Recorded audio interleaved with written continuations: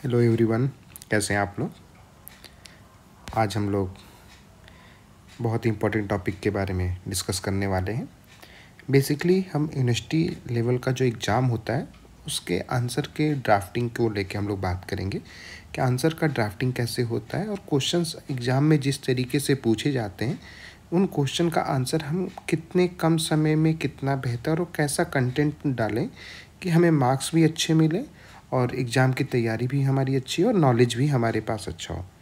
क्योंकि देखिए एक सबसे इम्पॉर्टेंट रोल ये होता है हमारे साथ कि जो भी अभी आप लॉ स्टूडेंट हैं, जब आप कोर्ट में जाएंगे एक एज एडवोकेट बनने के लिए तो आपकी ड्राफ्टिंग स्किल ही बहुत इंपॉर्टेंट रोल करता है। आपके वकालत में, आपके लिटिगेशन में ड्राफ्टिंग स्किल ही बहुत बड़ा रोल है। ठीक है, तो हमें कम टाइम में अपने कॉपी को कितना बेहतर एग्जामिनर के सामने प्रेजेंट करने का अगर तरीका हमें पता है कि हम उसे 3 घंटे में जो हम कॉपी को लिखेंगे वो हमारे 3 घंटे की कॉपी को मुश्किल से मुश्किल 5 मिनट में वो चेक करते हैं और 5 मिनट में चेक करके वो मार्क्स दे के निकल जाते हैं। तो उस 5 मिनट में हम एग्जामिनर को किस तरीके से अपनी कॉपी को किस तरीके से रिप्रेजेंट करें कि वो देखे और उसे ये लगे कि हाँ, इस स्टूडेंट को बहुत अच्छा नॉलेज है या बहुत अच्छा चीज़ें आती हैं। ठीक है, तो उसी के बारे में हम लोग आज बात करेंगे। तो एक क्वेश्चन के आधार पर हम लोग समझ लेते हैं। बीएनएस का एक क्वेश्चन है, मोस्टली सभी एग्ज़ाम में आते हैं, आपके बीएनएस का इम्पॉर्टेंट क्वेश्चन ही है। ठीक है, और एक बेसिक क्वेश्चन है, उसी क्वेश्चंस को हम लोग पढ़ेंगे अच्छे से और उसी को पढ़ते हुए समझेंगे। और जैसे ही अगर आपको ये ड्राफ्टिंग और ये क्वेश्चन आंसर का जो सीरीज है अगर ये अच्छा लगेगा तो आप हमें आगे बताइएगा, तो फिर हम उसी तरीके से आगे धीरे धीरे आपके सिलेबस के हिसाब से हम क्वेश्चन आगे अपलोड करते रहेंगे। ठीक है, तो देखिए पहला जो क्वेश्चन है what are the type of punishment. ये पनिशमेंट के टाइप के बारे में पूछ रहा है। बस ये है कि हम यहाँ पे जो बेसिक जो बात करने वाले हैं वो हम पनिशमेंट को लेके बात करने वाले हैं कि पनिशमेंट क्या होता है। ठीक है, पनिशमेंट क्या होता है। ठीक है, इसके टाइप्स को लेके बात करेंगे। ठीक है, कुछ केस लॉज के बारे में बात करेंगे कि क्या केस लॉ हैं और कुछ कंडीशंस को लेके हम लोग बात करेंगे कि क्या इनके कंडीशंस होते हैं। ठीक है, इन सब चीज़ों के बारे में हम लोग बात करने वाले हैं। ठीक है, तो टाइप ऑफ पनिशमेंट अगर पूछता है तो, या डेथ पनिशमेंट पूछता है, इम्प्रिजमेंट पूछता है, इम्प्रिजमेंट फॉर लाइफ पूछता है, इस तरह से क्वेश्चंस अगर आते हैं बीएनएस के तो उसमें आपको कैसे आंसर का ड्राफ्टिंग करना है, किस तरीके से आपको आंसर अपने लिखने हैं कि एग्जामिनर उस चीज़ को देखे और देख के वो आपको मार्क्स बहुत अच्छे तरीके से आपको दे दे और आपको नॉलेज भी हो। ठीक है, तो देखिए जैसे कि मान लीजिए वो क्वेश्चन था और हम यहाँ पे आंसर के रूप में उसकी ड्राफ्टिंग करने जा रहे हैं। ठीक है, तो मान लीजिए वो क्वेश्चन नंबर 1 था और ये आंसर नंबर हमारा जो है 1 हो गया। ठीक, तो सबसे पहले हम लोग आंसर नंबर 1 ऐसे कॉपी में डालेंगे और उसके बाद जो एक्ट है, जो पेपर है हमारा वो किस एक्ट का है, तो भारतीय न्याय संहिता। ठीक है, देखिए भारतीय न्याय संहिता का एक्ट है हमारा। ठीक है, उस एक्ट को हम नाम लिखेंगे। इस एक्ट में कितने टोटल सेक्शन है, तो सेक्शन 318 है। चैप्टर कितने, 20 चैप्टर। तो ये मेंशन करते हुए जाएंगे। इस तरीके के हर क्वेश्चन में आपको ऐसे ही आंसर के रूप में लिखना है कि कौन सा एक्ट है, कितना सेक्शन है, कितना चैप्टर है, जो क्वेश्चन है उससे रिलेटेड सेक्शन क्या है। तो जैसे हमारा सेक्शन जो है हमने लिखा है 4 to 13 सेक्शन लिखा है बीएनएस 2023। तो ये चीज़ है कि ये जो है हमारा आंसर जो है, ठीक है, जो पनिशमेंट है वो 4 से लेकर 13 तक के बीच में डिफाइन किया गया है। उसके अलावा देखिए हमने लिखा है आर्टिकल 21 इंडियन कॉन्स्टिट्यूशन का। ठीक है, तो अब ये आर्टिकल 21 क्या है, तो पनिशमेंट में आर्टिकल 21 का क्या रोल है इसको लेके भी हम इसको डिफाइन करेंगे। ठीक है, कुछ रिलेटेड केसेस के बारे में यहाँ पे लिखेंगे कि कुछ रिलेटेड केसेस के बारे में अगर आपको पता है। जैसे मैं स्टूडेंट था, जब मैं पढ़ता था तो एग्ज़ाम से पहले मुझे केस याद रहता था, लेकिन जैसे ही मैं क्वेश्चन का आंसर जब लिखता था तो बीच में मैं आंसर्स के बीच में मैं केस भूल जाता था। तो मैं क्या करता था, मैंने क्या किया कि मैं ऐसे ही आंसर लिखता और केस जो है उस टॉपिक से या उस सेक्शन से कुछ रिलेटेड केस मुझे याद है या पहले से याद है, बस मैंने उस केस को लिख लिया, 4-5 केस लिख दिया। तो पहले ही उसमें एग्जामिनर को ये दिख जाएगा कि बच्चे को एक्ट के बारे में पता है, टोटल सेक्शन क्या है। मतलब आपने एक तरीके से पूरा का पूरा ये रेलेवेंट पोर्शन आपने पोस्ट कर दिया, एग्जामिनर को दिखा दिया कि हाँ ये चीज़ें हैं पहले पेज पे। ठीक है, इसको दिखा दीजिए। उसके बाद फिर आप चीज़ों को अच्छे तरीके से पढ़ना शुरू करिए, फिर लिखना शुरू करिए। ठीक है, तो अब यहाँ पे देखिए the Bharatiya Nyaya Sanhita 23 provides a comprehensive framework, ठीक, सबको पता है, for punishment, okay, balancing deterrence, reformation and justice, these punishments are outline in section 4 to 30, ठीक है, 4 to 13 में है, ठीक है, ये चीज़ इतना लिखा आपने। अब फ्लो चार्ट हम लोग बना लेंगे। फ्लो चार्ट में किस तरीके से, तो देखिए पनिशमेंट का फ्लो चार्ट है, अंडर सेक्शन यूएस लिखा है ना, ये अंडर सेक्शन 4 में आ रहा है ये, ठीक है। तो देखिए इसके क्या है फ्लो चार्ट में, तो एक पेज में तो ये फ्लो चार्ट ही आपका आ जाएगा। क्या है कि देखिए डेथ, पहला जो पनिशमेंट का जो वो होगा टाइप, ये जो टाइप ऑफ पनिशमेंट है ये जो है टाइप्स ऑफ पनिशमेंट्स की बात कर रहे हैं हम लोग, और उसी के टाइप है। तो पहला डेथ पनिशमेंट हो गया, फिर इम्प्रिजमेंट फॉर लाइफ हो गया, फिर तीसरा इम्प्रिजमेंट हो गया। इम्प्रिजमेंट में 2 तरीके हो गया, रिजोरियस हो गया और सिंपल हो गया, ठीक है। फिर उसके बाद फॉर फ्यूचर ऑफ प्रॉपर्टी हो गया, फाइन हो गया और कम्युनिटी सर्विस हो गया, ठीक है। ये 6 टाइप हो गए टोटल, ठीक है, 6 टाइप के हो गए। ये आपने 6 टाइप का है। अब ये अगर आप ये चार्ट बनाते हैं एग्जाम में, तो ये चार्ट बनाने से आपको एक बेसिक चीज़ें ये समझ में आ जाएगा कि हाँ ये क्या है, ठीक है। एग्जामिनर को दिखेगा कि बच्चे ने कंटेंट लिख रखा है, कंटेंट को बहुत ज़्यादा कोई नहीं पढ़ता है, फ्लो चार्ट देखा, उन्होंने एक्ट देखा, रिलेटेड केसेस देखा, उनको समझ में आएगा कि अंदर स्टोरी बच्चे ने लिख ही रखा होगा। अच्छा, वो तुरंत जो है जितने मार्क्स का है उसका मान के चलिए कि 70-80% मार्क्स उन्होंने तुरंत दे देंगे वो, ठीक। बस कॉपी को, अपने आंसर को किस तरीके से अट्रैक्टिव रखना है इसके बारे में आपको समझना है, ठीक है। अब डेथ के बारे में हम लोग बात कर लेते हैं, साथ साथ हम लोग नॉलेज पे भी इस पर बात करेंगे कि नॉलेज किस तरीके से इस चीज़ के बारे में पूरा समझने की कोशिश करेंगे। तो the death penalty is reserve for the most heinous crime.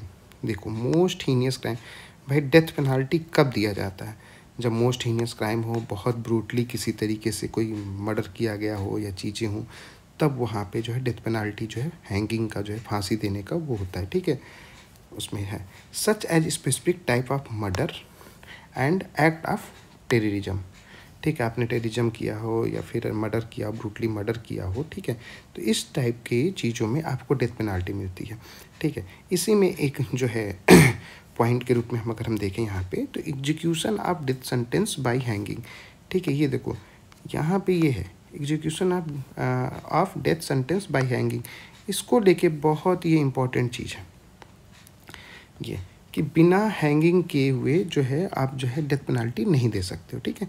तो यहाँ पे in India that sentence is executed by hanging by the neck, by the neck कैसे, तो by the neck the supreme court held that the provision of execution of the death sentence by hanging till death is not ultra vires the constitution, ठीक।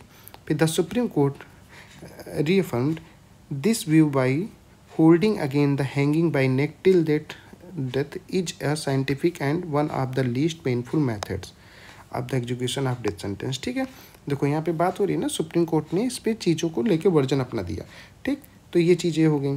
फिर उसके बाद hanging bye neck till death, ठीक, omission to mention, ये एक बहुत important है, आप लोग समझिएगा। ये इसमें केस में एक ऐसा हुआ भी था इस मामले में, और इसके इफेक्ट के बारे में हम लोग पढ़ें। अभी आगे इसमें पढ़ते हैं। फेलियर ऑफ द ट्रायल जज to mention in death sentence he be hang by neck till death, ठीक है, इज नॉट फेटल। इन्होंने क्या हुआ था कि ट्रायल जज ने जब डेथ सेंटेंस दिया था तो उन्होंने ये मेंशन नहीं किया था कि इनको जो है हैंग करना है, गले पे, गले से बांध के हैंग करना है, लटकाना है, फांसी देना है, और टिल डेथ तक ये मेंशन नहीं किया गया था, ठीक। तो क्या हुआ कि इसका फिर जो है हाई कोर्ट ने ऑर्डर किया, ठीक है। फिर इसमें देखिए compliance by high court in death sentence, ठीक, और कंफर्मेशन स्टेज की irregularity it was the held in Indian Gandhi murder case, ठीक है। इंदिरा गांधी मर्डर केस में ये मामला हुआ था, ठीक है। ये केस लॉ भी इसके साथ साथ है। उसमें इंदिरा गांधी मर्डर केस में ये हुआ था कि जब फांसी की सज़ा सुनाई गई थी तो उसमें टिल डेथ को लेके मेंशन ऑर्डर नहीं हुआ था। जो ट्रायल कोर्ट थी, जो सेशन कोर्ट था, जो डिस्ट्रिक्ट कोर्ट के जज थे, उन्होंने इस मामले पे टिल डेथ का नहीं वो दिया था, ठीक है। उन्होंने फांसी की सज़ा सुना दिया लेकिन टिल डेथ नहीं, तो उसके बाद इन्होंने सुप्रीम कोर्ट ने इस पर वो किया, ठीक है। तो ये स्टेट दिल्ली एडमिनिस्ट्रेशन वर्सेस स्वतंत्र सिंह का केस है, ठीक है। फिर death sentence exception life imprisonment rule, ठीक है। डेथ सेंटेंस जो है एक्सेप्शन है। भाई कैसे एक्सेप्शन है, भाई बहुत ही ब्रूटली अगर मर्डर हुआ हो या ब्रूटली या बहुत ज़्यादा हीनियस क्राइम है तब आप जो है डेथ सेंटेंस देंगे, वरना आप लाइफ इम्प्रिजमेंट को जो है फॉलो करेंगे। ठीक है, इसी में आप वो पढ़ लो, देखो ये पॉइंट पढ़ो। Modern penology lens less towards death sentence generally in case of murder with extreme brutally. यहाँ पे बात हो रहा है एक्सट्रीम ब्रूटली की बात हो रही है यहाँ पे, और क्रुएलिटी। ठीक है, the death sentence will be award. ठीक, रिलेटेड केस क्या है, Javed Ahmed Abdul Hamid Pawala versus state of Maharashtra. इस केस में भी कहा गया था कि डेथ सेंटेंस के मामले में कि आप जो है बहुत ज़्यादा जब ब्रूटली मर्डर हुआ होगा तभी जो है आप जो है डेथ सेंटेंस करेंगे, अन्यथा आप नहीं करेंगे। ठीक है, death punishment is awarded for murder in rarest of the rarest case. ठीक है, ये भी देखो बच्चन सिंह का केस जो है आप लोगों को पता होगा सभी को, बच्चन सिंह का केस बहुत ही इंपॉर्टेंट केस है। ठीक है, इस केस को हम लोग आगे डिस्कस भी करेंगे, Bachan Singh versus state of Punjab. उसमें कहा गया कि death punishment is awarded for murder in rarest of the rare case. ठीक है, तो इसके बारे में हम लोग कर लेंगे। फिर जैसे फॉर एग्जांपल डेथ सेंटेंस कब कब दिया जाएगा, तो weighing the war against the government of India. ठीक है, मर्डर ब्रूटली मर्डर की बात हो रही है, किडनैपिंग फॉर रैंसम। ठीक है, repeat offenders of the offence punishable. ठीक है, अगर अंडर 64 एंड 66 है। ठीक है, मतलब क्राइम अगेंस्ट वुमेन रेप को लेके है। ठीक है, गैंग रेप को लेके है, gang rape of a women under 18। ठीक है, तो ये क्या है, ये सोसाइटी के अगेंस्ट क्राइम तो है, लेकिन ये बहुत ही ज़्यादा मतलब ब्रूटली और गलत क्राइम है, जिसका सोसाइटी पे बहुत गलत इम्पैक्ट पड़ेगा।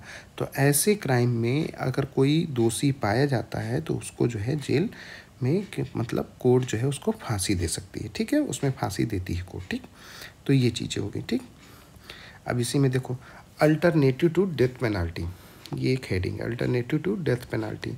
The constitutional bench held that the power to impose a modified punishment, ठीक, of providing by any specific term of in creation or till the end of the convict life as an alternative death penalty can be exercised only by the high court and the supreme court, not any other inferior court। ठीक है, देखो जो alternative to death penalty है, ठीक है, इसको alternation जो है इसको मतलब कम करने के लिए या मॉडिफाइड करने के लिए इसको केवल जो है हाई कोर्ट और सुप्रीम कोर्ट में ही हो सकता है। ठीक है, इसके अलावा कहीं और नहीं हो सकता। फिर उसके बाद हम लोग पॉइंट पे आ जाते हैं। सेकेंड पॉइंट है, जो सेकेंड नंबर का पॉइंट है वह imprisonment for life. The section 4 of BNS has to be read with section 2 sub section 70 of BNS which state that life means the life of human being. ठीक, life का मतलब जो होता है life of human being को लेके बात हो रही है। ठीक है, unless the commentary appears from the context imprisonment of the life. एक इसमें ये पॉइंट देखना है कि imprisonment for life in the code mean rigorous imprisonment for life, not a simple imprisonment for life. ठीक है, फिर द वर्ड इम्प्रिजमेंट है, मतलब इस तरीके से चीज़ें हैं, आप आंसर को लिखते जाएंगे। ठीक है, फिर अब देखो जैसे इम्प्रिजमेंट के बारे में बात हो रही तो यहाँ पे डिजोरियस, तो यहाँ पे हार्ड लेबर के साथ आप काम कर सकते हो। यहाँ पे सिंपल के रूप में डिवाइड किया गया है। तो सिंपल में ये है कि आपको वर्क करने का कोई रिक्वायर नहीं है। ठीक है, can not be required to work unless he volunteers himself to do work. ठीक है, अगर वो वॉलंटियर के रूप में काम करना चाहता है तो कर सकता है। बट यहाँ पे रिजोरियस में क्या है कि आपको a person sentence to rigorous imprisonment is required by law to undergo hard labour. तो इनको इसमें हार्ड लेबर वर्क आपको करना ही करना पड़ेगा। फिर इसी में कमेंट हम लोग देखते हैं, बहुत इंपॉर्टेंट कमेंट है और ये रूलिंग भी है बहुत अच्छा, कि the under trials are not to work in jail. ठीक है, अंडर ट्रायल प्रिजनर्स की बात हो रही है। यहाँ पे जो प्रिजनर्स हैं, कैदी हैं, उनके बारे में बात हो रही है कि वो काम नहीं करेंगे। ठीक है, इसको लेके जो केस है देखो, Phool Kumari versus office of the superintendent central jail Tihar new Delhi. ठीक है, इस केस में ये कहा गया था कि फूल कुमारी के ऊपर जो वहाँ के SP थे, जो जेल के जो जेलर थे, उन्होंने क्या किया कि इनसे काम कराने लगे ट्रायल के दौरान। अभी ट्रायल के दौरान ही इनके ऊपर काम चल रहा था, काम कराने लगे कि आपको वर्क करना है। ठीक है, तो वहाँ पे ये कोर्ट में इन्होंने चैलेंज किया और चैलेंज करने के बाद कोर्ट ने ये कहा कि जब तक उनके ऊपर उन्हें सज़ा नहीं हो जाता है तब तक आप उन्हें जो है काम नहीं करा सकते हैं, ठीक है। तो इसको लेके फिर इंजूरियस के बारे में अगर हम लोग बात करें कि किस किस रूप में लग सकता है, देखो रेप में लग सकता है, house trespass in the order to the commission of the an offence punishable with death, आप हाउस ट्रेसपास कर रहे हो और उसके बाद जो है डेथ कर जा रहा है, कोई किसी को मार रहे हो, तो वो भी चीज़ें जो है इंजूरियस में आ जाएंगी। रेप का तो है ही पूरी तरीके से ठीक है। अगर कोई फैब्रिकेटिंग एविडेंस आप क्रिएट कर रहे हो तो भी ये इसमें आ जाएगा, ठीक है। फिर देखो फॉर फीचर का मतलब क्या होता है, the punishment of the absolute for feature of all property of the offender is now abolished, ठीक। इसमें ये है कि किसी भी तरीके की कोई संपत्ति अगर आपने बनाई है, क्रिएट किया है, ठीक है, फ्रॉड करके या फिर करप्शन के साथ, इलीगल गेन के साथ, ठीक है, तो उसको जो है कोर्ट के आदेश से उसको उस संपत्ति को गवर्नमेंट या कोर्ट के हवाले कर लिया जाए, मतलब उससे जो है नष्ट कर दिया जाएगा, उसको ख़त्म कर दिया जाएगा, ठीक है। जैसे जो आजकल का जो टाइम जो चल रहा है यूपी में अगर देखें तो बुलडोज़र चल रहा है ना आजकल, तो बुलडोज़र एक्शन जो है आजकल यूपी में हमारे यहाँ बहुत फेमस है बुलडोज़र एक्शन, तो बुलडोज़र एक्शन जो है हो जाएगा, ठीक है।